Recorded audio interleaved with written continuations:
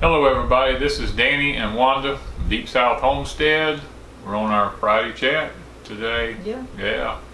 It's hot. It's hot. It's real hot. Seems like we've been doing this Friday chat forever. I mean, doesn't it? I mean, pretty much. But I mean, no, it hadn't been that long. But a few things on our mind we're going to talk about today. One, I think there's a lot of people in the country dealing with this right now. Is the heat. At 7 o'clock this morning, we'd been out an hour and a half. Yep. And sweat just dripping off. It was just hot. It was 84 degrees here at 7 o'clock this morning. With the humidity was extremely high. 80s or 90s. Yeah, it was at least in the 90s. The humidity was this morning. And we had gotten out really early this morning to do our weeding and picking and stuff like that. And even at that time of the morning, the heat was just so excruciating that it is, you're going to see in some upcoming videos what it's done to our crops. Yeah. This year, August came in June. Pretty much. And we're just fighting it. We can't water everything, and there's too much. It's just too much for us on our farm here. I mean, we have 10 acres. We farm about 3 acres of it, and it's spread out in different places on the 10 acres, so we're not able to water everything. We have to literally depend on Mother Nature. Except for the containers and some of the gardening that's closer to the house that we can reach.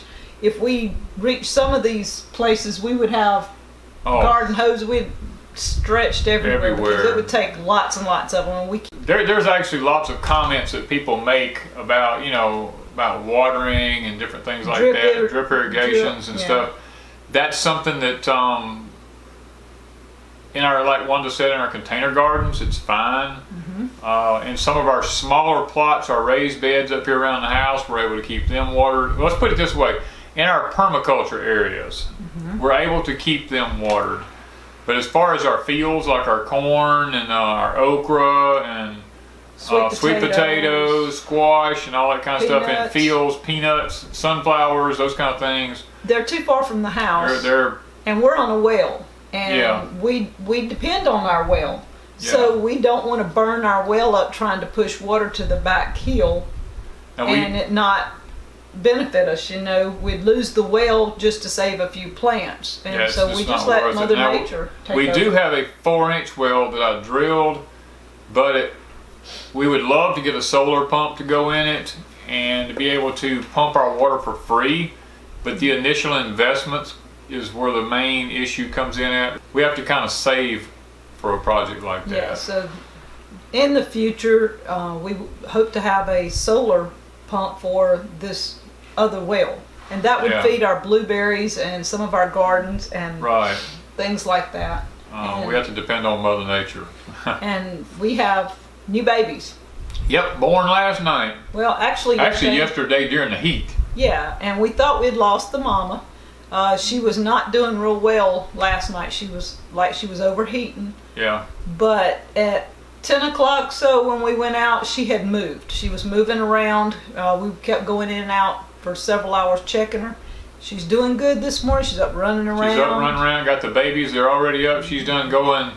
Our hog pen is probably 100 yards long. They've been everywhere. They have been all over that hog pen today alone. So that mama, she doesn't let her babies just stay still. She has them up, moving around. That's what I like about the old heritage breeds like that. She really does take care of her babies now. Yeah, she does. And so she's a really good mama, and we're going to have more videos on her and her upkeep with her babies probably before long. We'll show you. It's kind of cute. We ended up with 3 girls and 3 boys. Yeah, pretty much. Her last batch was that way. She had 3 girls and 3 boys in her last batch. Actually, we weren't looking for them for a couple of days. Yeah, she's usually 116 days is her gestation cycle, but this time it was 114. And it could have been because of the heat. And up on the animals, the cookbook. The cookbook. I've had several people asked about the cookbook. We've gotten a lot of people sent money ahead of time. The cookbook is going fine. We're doing great with it. I've approved the cover, and it looks good. So within a couple of 3 weeks, they should have it back to me, and I'll have it back to you. It's getting closer. Mid-July is the date. And in the cookbook, some people want to know what's in it. We have some of Danny's recipes, like his rub and bacon cure. What was that? Sausage. Smoked sausage. The ingredients for that. Some of my recipes are all really down-home, easy meals. Most of them are with vegetables or fruits that we raise here, or with meats that we raise or can get really conveniently here. Most everything there is going to be gluten-free. If it's not gluten-free, I do have a section in the front that kind of tells you a little bit about how to change your own recipes and make them gluten-free. We have a couple of quotes from Danny, a few little quotes he likes in it. You know, there's a little saying in the front called "Simpler Times." It's just a nice little cookbook. I think I'm going to be very pleased with it once they get it back to me, and I think you guys will be too. If you want one, you have to go to our homepage, to the About section, and it will give you the information you need. Couple of questions. We always want to try, we're trying to pick up some questions and answer them, because people's really been pouring them in, and that's what we want, because we want to be able to interact with the viewers. We want to be able to make sure that we talk about what y'all want to hear, because if we talk about stuff you don't want to hear, it's useless to you and it's useless to us. So Beth Grant DeRue, she sent a question. A good question. A good question. As a matter of fact, I really like this one that I've had to deal with on quite a few times when I was teaching some survival class. And with me. And with her. Well, it was really, I have several people I have to deal with this question with. It deals with procrastination. Now, I'm not really a procrastinator, but I am to a certain extent. And I don't mind putting things off a little bit, but Danny and I are both OCD, so we pretty much, when we start a project, we want it finished. Right. So procrastination doesn't work real well for either one of us. For either one of us. Now, someone who has a big attention deficit disorder, even if it's an adult that has an attention deficit disorder, they tend to procrastinate a lot. And procrastination is one of them things that, like when I talk survival, procrastination is one of those things that get you killed. It'll get you, you'll starve to death. I mean, anything can happen with procrastination. Procrastinators get left behind. They're the ones that don't make it. I know I was teaching survival in one class, and there was this one person who kept every week they would ask me, well, have you read this book? Have you read this book? Have you looked at this? Have you looked at that? You know, and what's the best book for me to read? And I eventually just had to stop and say, look, you know, reading is fine. Reading is really, really good. Don't get me wrong, because that's how you learn. But I told him, I said, you're going to sit around and read so much that you're not going to actually get out and put any hands to anything. You're going to get left behind, because if SHTF happens, or some sort of a life-changing event takes place, you're going to be sitting there, you're going to have all these books that you've read, and you're not going to be put forth any effort to do anything, and you're not going to have anything to survive with. So quit procrastinating about stuff and get busy. And that seems to be the biggest problem I run into with everybody, is everybody loves to talk about doing something, and they know that something's coming up. They realize that, but they keep saying, I know that the things are happening with the government, things are happening here, and I know I need to learn how to garden, I know I need to learn how to can, I know I need to stock up. I mean, we hear this a lot. And yes, you do, even on a small budget. On a small budget, even if it's a shoestring budget, even if when you go buy groceries every week, if you buy 1 pack of oatmeal, well, try to squeeze in maybe 2 packs instead of 1, and then stick the 1 up in the shelf. And next month, don't just eat it and not buy it again. Yeah. Next month, go ahead and buy 2 more if you can, or whatever. If you buy canned peaches or whatever it is that you buy. Yeah, because nobody has probably any less to spend than we do. Right. We have really been prepping, if you want to use that term. We've been prepping since day one, because we did not know from day to day if we would even have any money. And there were several months, and still are, that we are living on less than $500 a month, sometimes less than $200 a month. Right. And if we had not had food and like paper products and different things stuck up, and when we did have $5, we used it, very frugally. Very frugally, yeah. We knew if we needed jar lids, we had to buy more jar lids than just one pack. Yeah. And that was something that we learned early on, not to go out and eat and spend $30 eating out when we could spend $30 on jar lids or, extra food or whatever. Food here in the house. Matter of fact, we met a gentleman today. I was getting gas today at a service station, and I looked over in the truck that was sitting beside me, and the whole back bed of his truck was full of 5-gallon buckets full of tomatoes, bell peppers, banana peppers, onions,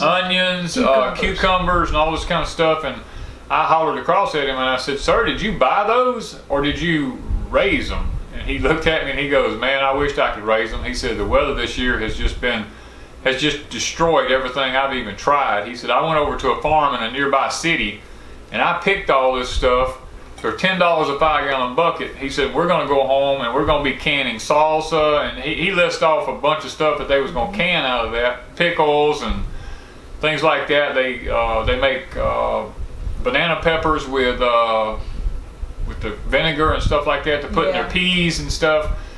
And that was encouraging to me because this guy was preparing. He said, "I got small kids sitting in the cab of that truck right there." Probably about 30. Yeah, he's around 30 years old. And he said, "My family," he said, "from what we make," he said, "I can't sit back and do without because this guy over here has got a lot of food and he's selling it at a reasonable price. My garden's not doing nothing, so I got to keep stocking up." And I don't know who this guy was. I never asked him his name, but I was encouraged to see this young man taking care of his family because he said, "If I went to the store and bought these tomatoes, there's no way I could afford what I've got in the back of this truck." And you can't. And you can't. I mean, some of these farms can raise this stuff on large scales. It may not be organic, but when you're preparing or if a life-changing event takes place, you're not going to be really worried about organic. You're going to be looking for something to eat. Yeah. And this guy was really trying to take care of his family, and he was not procrastinating. He was going and getting the job done. And that's what I advise all y'all. Don't sit around and wait because you can't grow it and say, "Oh, well, this year I didn't grow anything." Look, you need to be going to a farmer's market if you don't have it or somewhere. Or the you-pick-it place like he did. Yeah. He went out and picked this for $10 a bucket. And that's something that if you don't have anything, or you live in a subdivision or in an apartment. Yeah, whatever. Look for those bargains somewhere close to you. Even if you have to pay a little bit more than we would say if we went to the you-pick-it here, yours may be a little bit different. But a farmer's market, even if you have to go to Walmart and buy what's on sale or your local grocery stores, whatever they are, buy the sale items. That Danny and I do. If we see something that we can use, we go buy it and buy more than one. Yep. Usually when we buy something, it's at least 2. That's like, I'll give you for instance, we was at a store the other day and they had chicken thighs. Now, not leg quarters, but thighs. With the bone out. With the bone out of them, on sale. Less than $1. Less than $1 a pound. Mm-hmm. And we bought, what did we end up buying, like 30 pounds of them? Yeah. Pretty close to 30 pounds of them. And we brought them home and we just bagged them up in quart bags for 2 meals per bag and put them in the freezer. And now, yes, we raise our own chickens. Yes, we have all this meat here, but when you run across a deal like that, it may not be kosher, let's say, or organic or whatever, but look, that's a deal that if a life-changing event takes place, but you go, well, if the grid goes down, it's all in your freezer. If it's in my freezer, we're going to pull it out. We got rocket stoves. We're going to be putting it in a pressure cooker, and we're going to be canning it because we got jars and jar lids sitting by waiting. But we have so much outside work to do that it doesn't pay us to stay inside and can when we can be outside taking care of these gardens. Okay, now we've answered that question. Thank you, Beth, for that question. A lot of y'all have noticed that we've been trying to get ready to do this live streaming show on Saturday evening. We're excited about doing the show, but we are very unsuccessful at getting everything set up here. We don't know what's going on. I've called the phone company today. I've talked to them. They told me that we're getting all the speed that we can have here. Plus, they say it's what we need to stream live. Yeah, they told me. And we're just not sure. We've got to find a computer tech guy to help with setting up. Setting up, even if it's going to be possible, because it may be that it's just one of the things we're not going to be able to do as far as live streaming. Now, we may be able to do an audio. Yeah, and if we do an audio, you'll still have the chat where we can go back and forth. You just won't see us. You just won't see us, that's all. I mean, we can't see y'all anyway, so it'd be like y'all doing what we're doing. And so, we're not that pretty anyway, I don't think. Really, so. I don't think we're photogenic anyhow. So, I mean, if it's audio, that may be okay until we can get the screen set up and get things going. It was working one night, and then the next night it didn't seem to, and it just frustrates us. It frustrates us that we can't do what we want to do. We're paying out the wazoo for internet services here, and it's failing us. So we don't have the money to go put in satellite systems and all that to be able to do a lot more than what we're doing. But we want to reach y'all. We want to be able to get out. We want to be able to communicate with you. So bear with us. We're probably going to have to do audio if we can get that set up.